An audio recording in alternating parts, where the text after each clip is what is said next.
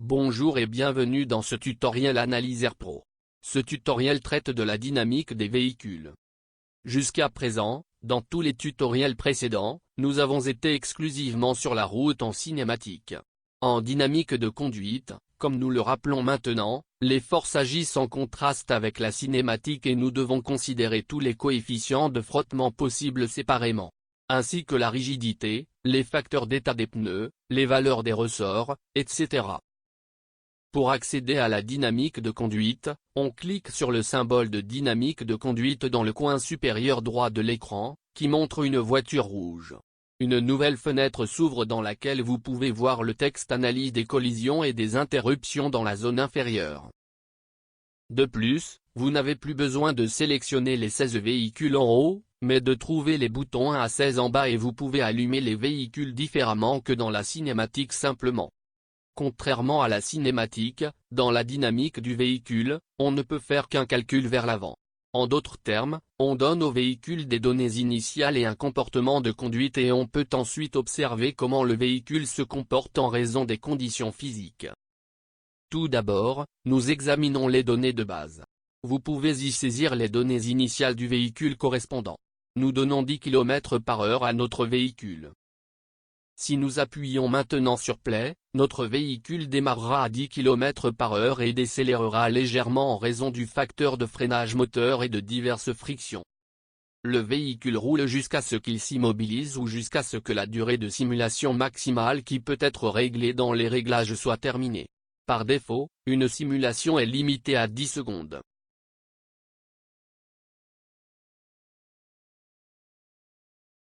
De plus, nous pouvons également voir un affichage de coordonnées ici. Cependant, cette valeur est un peu plus importante qu'en cinématique, puisque nous pouvons considérer ici des valeurs supplémentaires. En outre, nous devons spécifier le comportement de conduite dans la dynamique de conduite. Pour le faire, nous pouvons accéder aux données de simulation qui se trouvent sous le symbole ES.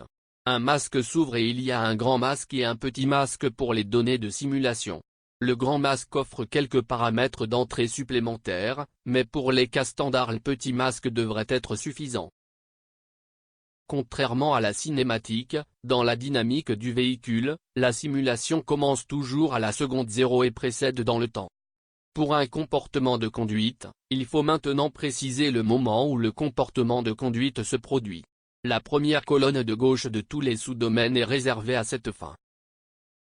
Si nous spécifions maintenant 0,5 ici, cela signifie qu'à partir du deuxième 0,5, notre véhicule 1 aura le comportement de conduite spécifié. J'ai laissé mon véhicule accélérer à partir du deuxième 0,5 avec 10% de la pédale d'accélérateur. Nous voulons maintenant spécifier une autre partie du processus de conduite et je choisis 0,3 secondes ici. Cette entrée est bien sûr fausse, car il ne s'agit pas d'une durée, mais d'un point dans le temps. Les points dans le temps doivent donc être progressifs. Puisque nous avons déjà donné quelque chose à partir du deuxième 0,5, nous ne pouvons pas donner quelque chose à partir du deuxième 0,3, mais il doit toujours être plus grand que le temps précédent. Je dis donc à mon véhicule de freiner à partir de la deuxième 1 avec 60% de la position de la pédale de frein. Comme presque partout en physique, il n'y a pas de transition erratique.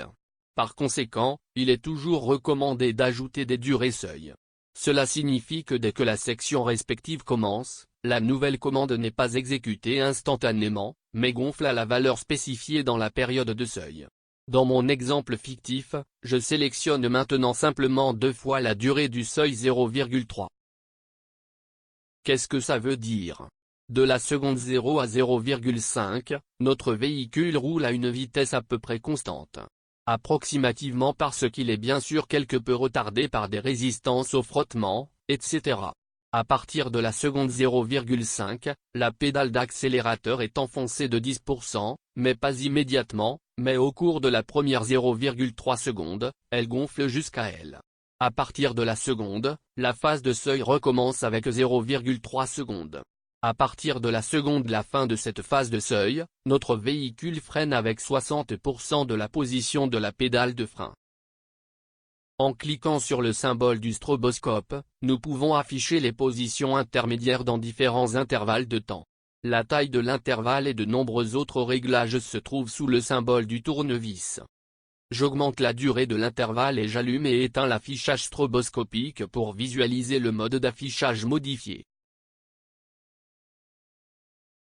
Une caractéristique particulièrement importante d'Analyzer Pro est que les calculs de dynamique du véhicule et l'analyse des collisions sont exportés vers la cinématique une fois terminés. Dès que nous avons terminé le calcul de notre dynamique de conduite, nous devons la laisser tourner, comme cela s'est déjà produit dans le cas présent.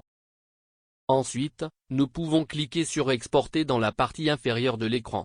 Le programme calcule maintenant un court instant et nous pouvons alors quitter la dynamique de conduite. De retour dans la fenêtre cinématique, nous voyons maintenant que notre véhicule est affiché avec une ligne de conduite et a été entré dans le masque de données principal. Cette grande force d'Analyzer Pro nous permet d'effectuer des calculs dynamiques et cinétiques uniquement dans les cas nécessaires et de calculer toutes les autres choses de manière cinématique. Cela signifie, par exemple, qu'une analyse de collision, qui ne peut bien sûr être calculée que de manière cinétique, est ensuite exportée et que la pré-collision peut être calculée de manière cinématique. Vous avez appris les bases de la dynamique de conduite et je vous remercie de votre attention.